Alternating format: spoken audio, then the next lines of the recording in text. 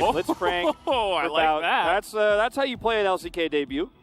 I mean, it's smart, you know? Like, we can't beat them 5v5, but what if I get a hook? Can we beat them 4v5? The Blitzcrank here is the wild card for Bout, and I mean, he was the guy who was shaking on stage earlier, so let's see if he can pull it together, because he actually has, in a lot of ways, the most power out of anyone in his roster against T1 because of that pick potential you mentioned. Let's That's jump what I'm into saying. game number 1. As it is How I Life Esports up against T1. Sunbi is, I suppose, currently 18 years old. As we'll get the Chronicler's comment, but this might be a kill onto Zeus on the top side. Dudu is getting close. Actually, will flash that one. So, and, you know, we do have a little bit of a gank up on the top side, though. Sunbi is looking for Zeus. No flash available. He is going to miss the stun, but I think Zeus might go down anyway. No, he's actually going to hop away.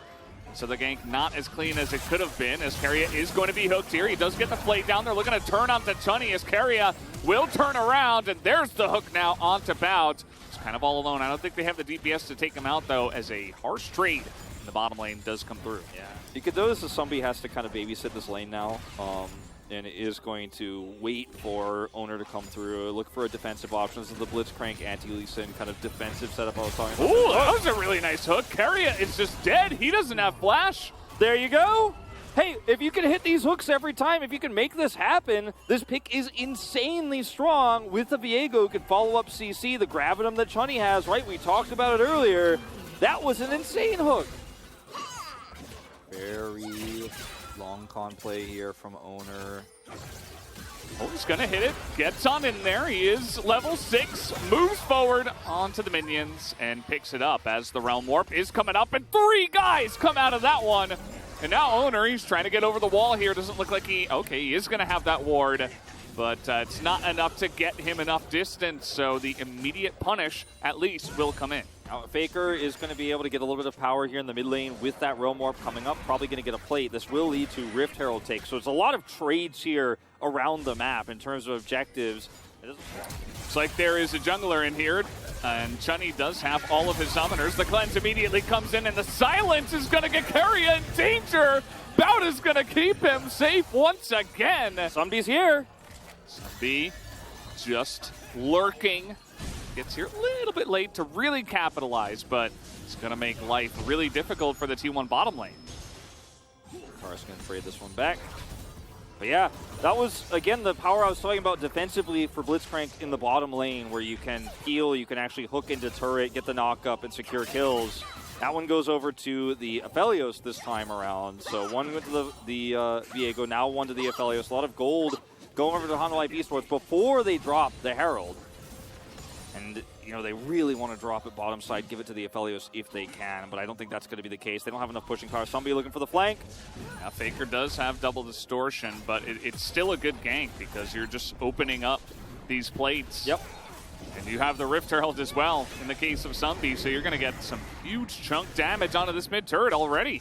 So a lot of gold going over to the Rise here. Viego's already ahead. He wants that one plate, and actually, the Root comes in and they kill Faker. Totally catches him off guard. Sunbi is going to break their hearts and jump over the chompers as well. As Dudu is going into Mega Gnar. Probably not the right idea, but he does have the needles coming through now. He's staying alive as the flash comes in, and a miss on both abilities from Zeus. Trying to get the Gwen, and it fails. Rocket, though! No. This is why I'm not a play-by-play caster. That's about the extent of my abilities. Zeus is going to grab a plate, though, for these troubles. For the beginning of this, perhaps T1 taking them a little bit lightly. Zeus does not have flash, and he is going to be collapsed on. The Armbreaker comes in, and Sunbi gets another kill. But this is a hook now coming out from Keria. The Rocket will take down the kill. Can they get more? Yeah, I think Chunny, he's in a lot of trouble. He has plans, but there's no way out. The Realm Warp was used top, so nobody on the side of How I Life was even close to being down there. So T1 immediately closed the door. Or anything. Okay, trying to bait him into this one. The stun does come into the wall, as now with the Q landing due to no escape for him. And Owner and Zeus do convert very nicely onto that. The timing is really perfect as well. as the second Rift Herald is up. As, yeah, we're setting up here for the Mountain Drake. Seems like both teams very aggressive, very much want to go for this, as the hook will come in and actually the Jinx will go down immediately. Zeus tries to put this up, but there's no Jinx to help out with the damage. And Humble Life are going to sweep T1 here in the river. They take out 4 of them. And that's double Drake the advantage with a huge swing of gold over to Humble Life Esports. And Bout on the blitz. He is hitting these hooks. Now he was set up this time by a really nice flash root Everfrost. His Karas, this is a bit greedy. Oh. That's unfortunate, but it doesn't take anything away from his last play where he set that one up for the blitz crank hook moments before. It's bigger than it looks, actually. To get a big play like that and then kind of just give your life over and to miss a good back timing, everything, it's just compounding. And the 6-0, Viego just had to run all the way away as T1, I think their macro is just getting a bit ahead of them as no root will come in, and actually nobody dies. But that's the thing about Humble Life Esports is they've just stolen these precious moments because they've had these really clutch plays where they did not hesitate, they did not choke. Okay, hook over the wall. It looks like Dudu just walks into a very unfortunate situation. You know, this is one of the things, like, we saw that Humble Life were in a pretty good spot in terms of, like, some of the fights and some of the curveballs, but, like, look at the map. The division is not there. They have 0, well, I guess there's 1 control ward in their own blue side, or rather in their own red buff jungle, right? Like, there's not a lot of setup here for the side of Humble Life, as they are going to get some vision here with the Realm Orb. But again, it is 4v5. Faker over the wall trying to stop Sunbi from getting in here as the hook will go down onto Karas. He is pretty scary, but that is a big gnar. He is going to go down, though. Faker does get the revenge onto the Aphelios, and down will go Viego as well. So that is a huge shutdown onto Gumayusi as we're zooming all the way out into the stratosphere here as Dudu now returns with the teleport. He is getting a lot of damage done. And does get the flash at the end of that one. Now Faker trying to get in the back here as the rocket will come in with the zap. Gumayusi will put an end to this fight as even owner will return to this one. And the ace will finally come through for T1. Humble Life Esports just really trying to stretch their advantage after that Baron fight so hard, but it snapped. And now they're just pushing down mid 5v5. Yep. They're just going to look for really strong pushing here on mid and top side. The Gwen push bottom. Oh, Faker. Oh. Okay. Well, that's Blitzcrank grabbing a clone. Yeah. That wasn't actually the real Faker. It was actually just blown up otherwise. Okay. That's the other part of hashtag things Faker does, I guess. Yeah. I mean, looking for the pick. If he gets the pick onto Chunny there, it's 100% worth it, even if he dies, because that's going to be a lot of the wave clear that Humble Life Esports have to defend the push. But this now opens up a Baron play here. Yeah. Humble Life or a Drake play for Soul Point. It's Cloud Soul Point, and they will be able to get it unless Owner can steal. He is going in for it, and he will get the steal. Owner picks up the Cloud Drake. It is 4v5 for T1, but Bout is so low. As the Q will come forward, Owner does get the kick, and he's got a stopwatch. We'll keep him alive. And there's the stun now. Zeus in the front line. The Gnar doesn't stun anyone, but it's a front line for Jinx, right? And there's the triple kill. Gumayusi looking for the Quadra.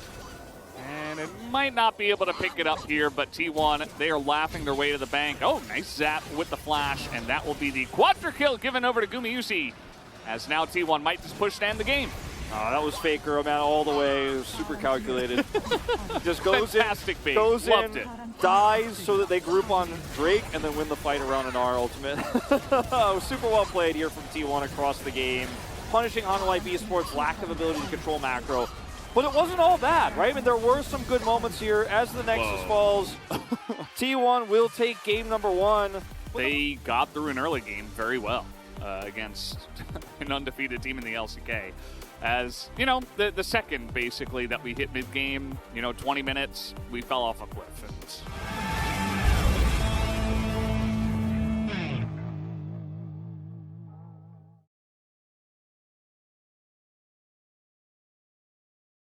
But might just be the Akshan counterpick where we get to see it for the first time. No, he's going to do the boring counterpick and get the Tryndamere. No! No! Nope. He just put me on the roller coaster. That's why we don't talk about hovers. We're not supposed to, but I do. Don't talk about the hovers. As we will jump into game number 2 right now. Against Zeus, but Owner's here. He's not close enough. Zeus is moving forward because of the smoke screen. He's like, oh, there's Xin Zhao there. I didn't see that guy. As the knockup will come in, and there's first blood. Sunbeam picks it up again. Just fine. Just farming out. As everybody seems to be doing here on this map. It is Hextech Drake first. Nice little hook down on the bottom side. Follow up of the Gravitum as, ooh, even respecting that one, the flashes will be traded. In bouts, you know, he's going to be able to get out of there. Even the Ignite used by the side of Keria. Of course, this will give priority to Gumayusi to make sure he does pick up that plate, though, as another hook does come in. Gravitum is around.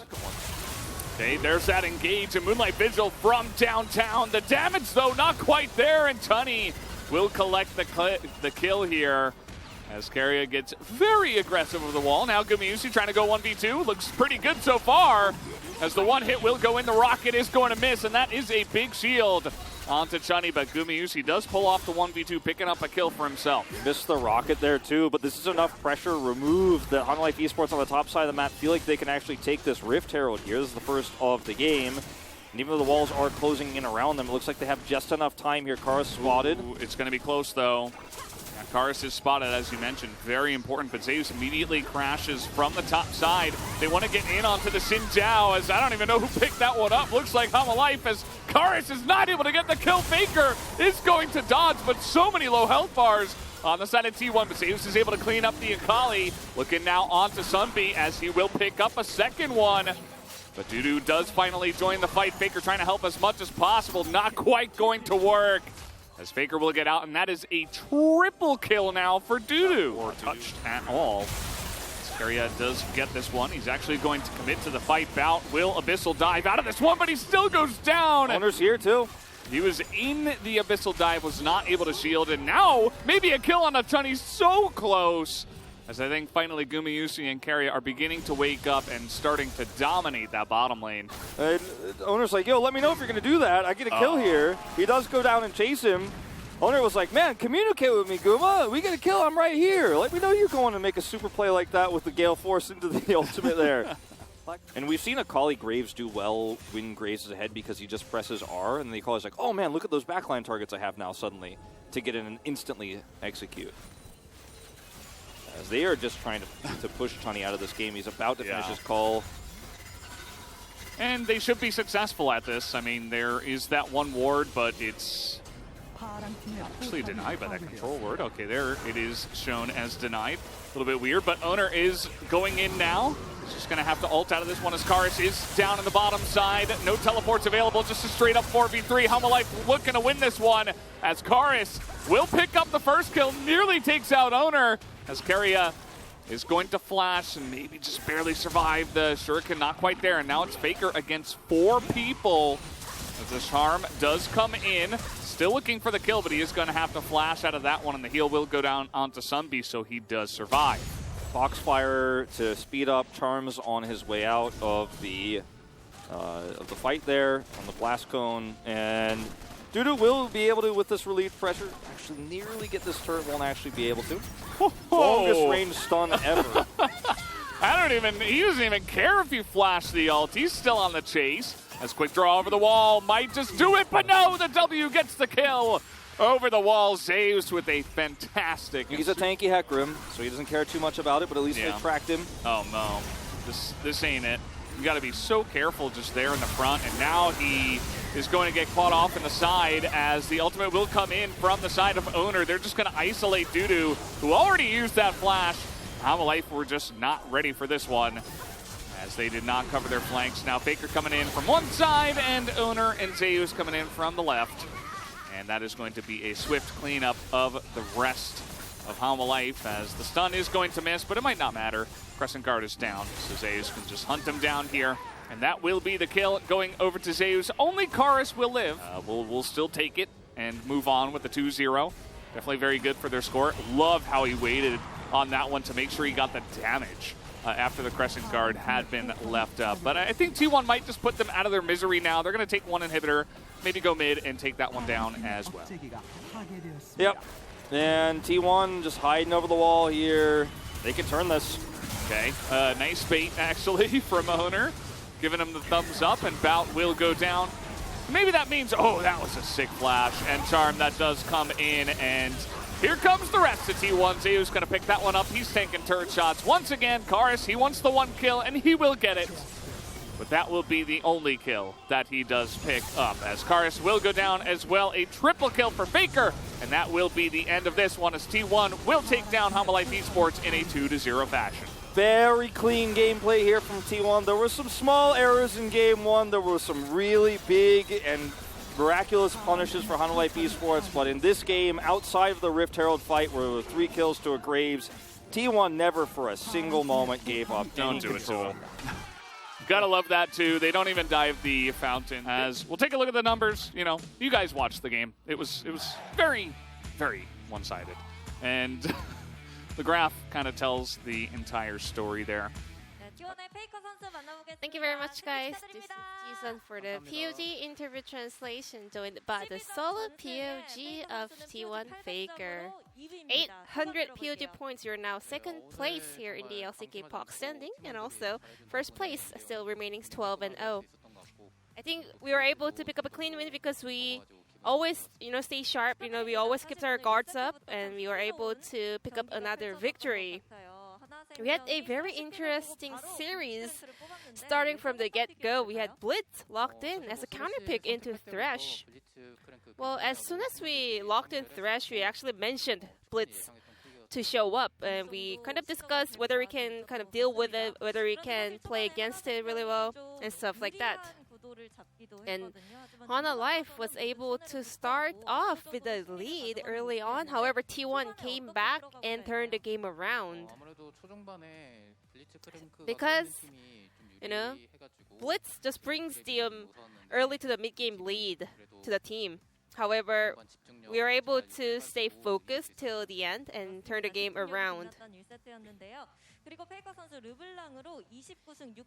And Faker, your LeBlanc is 29-6 so far, and the T1 Wolf also admitted that your play was still pretty good. I don't really care. That doesn't really make me feel happy whether he acknowledged my LeBlanc or not, because what really matters is about me, playing well and me kind of acknowledging myself. But does that kind of show that Wolf knows the game well? No comment.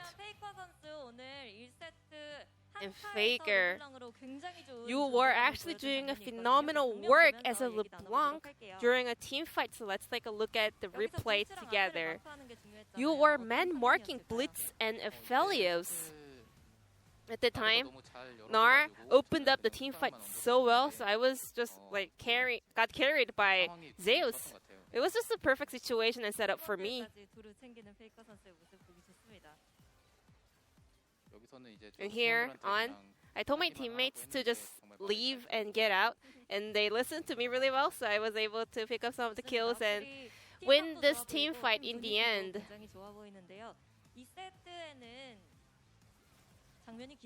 Very long highlight, and then moving on to game number 2. We had Irelia and Ari locked in on the same side of the map for the first time after 9 years.